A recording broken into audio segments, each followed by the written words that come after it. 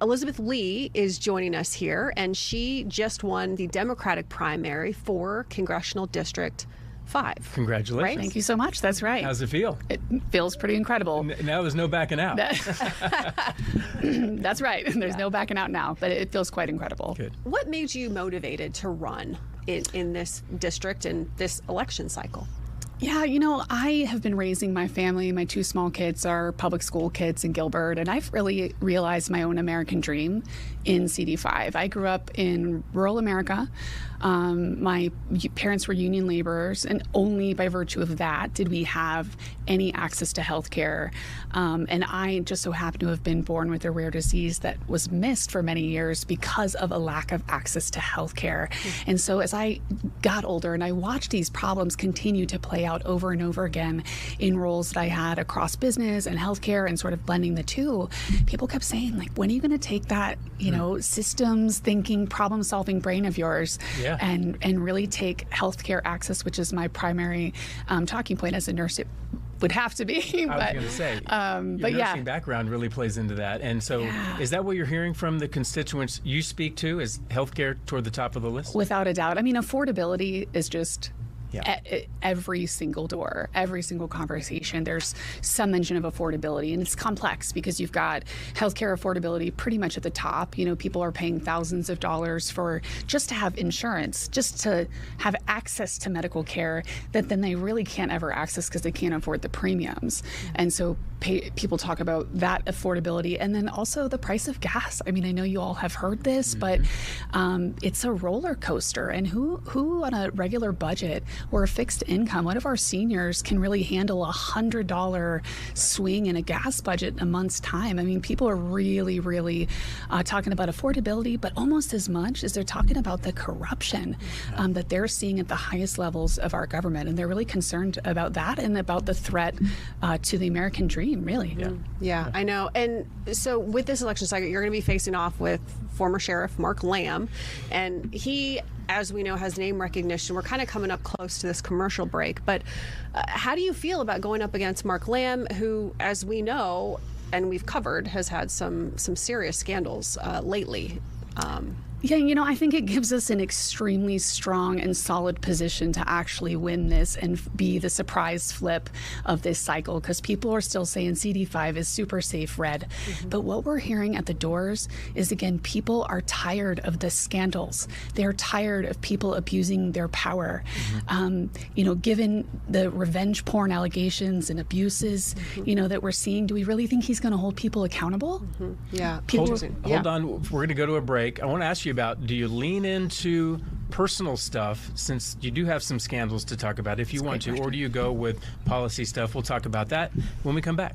Hey, welcome back, everybody, to Fox 10 Talks on this Friday. And Brian Webb, EMAC, Ellen McNamara here, and we again are joined by Elizabeth Lee, who is running against former Sheriff Mark Lamb for Congressional District 5. And all on Fox 10 Talks this political season, we have had a number of candidates come on and just basically tell us a little bit about themselves, why they're running, and that is why Elizabeth is here. Actually, this morning we had Andy Biggs, who has the GOP nomination right now for governor. So he was on this morning with his running mate. So we have, folks from all sides of the aisle. And so, Elizabeth, thanks so much for joining us once again. We should say really quickly, I think we have invited the Lamb campaign. We have, Mark Lamb to come on, and have not had him recently. We haven't had him recently. Okay. So, and I will say, too, we talked a little bit about some of these scandals that he's been facing, and there is, some revenge porn allegations involving the sheriff.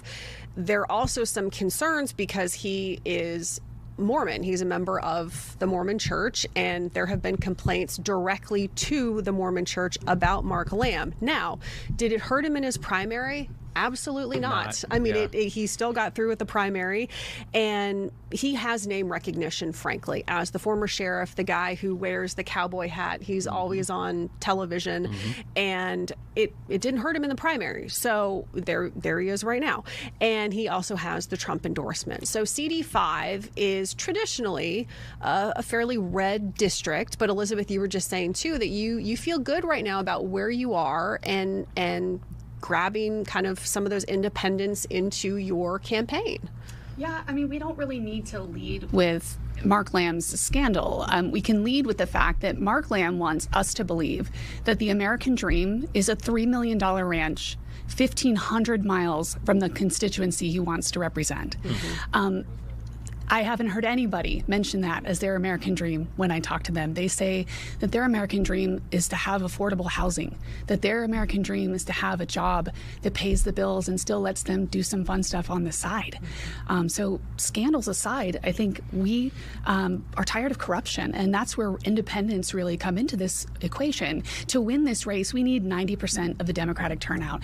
And we had a wonderful turnout in our primary. We won by 45 points. We're very, very excited about how energized a base we have. And we know that 85% of Arizona independents reject the MAGA and extremist proposals and policies. That sets us up with an open seat and a scandal-ridden sheriff for a really competitive race. Ellen brought up a good point that his personal scandal didn't hurt him in the primary anyway. Can I ask just the open-ended question? Should personal stuff, ethics, be really the top consideration when you're voting for someone versus what they promise as policies? Because we saw, let's face it, the Trump campaign was riddled with scandal from Trump 1.0. Didn't affect him, at least twice he got elected, right? How does that play out on the stack of importance? Well, a recent article came out that said that the MAGA base does not care about sex scandals. They do not care. That stuff energizes the base. But I believe that it's just energizing the 30,000 people or 40,000, however many votes he brought in the primary. That's the same group of people that he's going to appeal to most likely in the general. So he is also going to have to peel off independents if he's going to take the win. And again, 85% of independents are like, we're tired of the corruption and the scandals. And again, a guy with revenge porn and power abuse allegations, people are not feeling a sense of trust that he will protect their constitutional rights. Yeah, and of course, Mark Lamb, too, has denied any time there's been some coverage. The Arizona Republic did a really good job breaking the story with Mark Lamb, and he's always denied whatever, he was accused of. So just want to point that out, too. So where do you go? I mean, now you said you guys had a really good ground game in the primary, and the election is coming up pretty quick. It's going to be here before we know it. It is. So what do you do now, between now and then, to win? Yeah, well, like I said, we know we have to hang on to that energized space that we won in the primary, and those folks are extremely excited and motivated. They see hope here. They see the path to victory. So we've spent the last week meeting with our hundreds of volunteers and showing them exactly what that pathway to victory looks like, so that they know that what we are fighting for is so much more attainable than a Cook Index or, national news headlines want to say. It is much, much closer than we realize. Also, I think it's important to note there was, I believe, about a 15% undervote in the Republican primary and a 5 to 7% leaving of CD5 Republican race blank. And that tells me that Mark Lamb has not consolidated his base. A lot of people, what he was supposed to run away with, Daniel Keenan almost nipped him. And I think that just puts us in all the stronger position to bring those independents over to the winning side. If you flip District 5, that is a huge deal. That would be a nationwide. national Right. story. So definitely. I would love to share this brief story. My first foray into politics was I volunteered for John McCain's presidential campaign.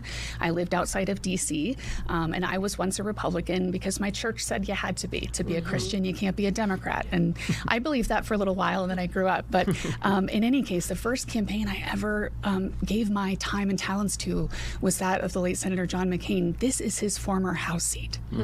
How appropriate of a time could there be to bring the McCain Republicans back to the equation, to the table, to the House of Representatives in general? All right. Elizabeth Lee, we thank you for coming in today. Thank you so much. We'll keep an eye on things All right, for sure. appreciate we it. will. Thanks so much. Thank And you. of course, we have all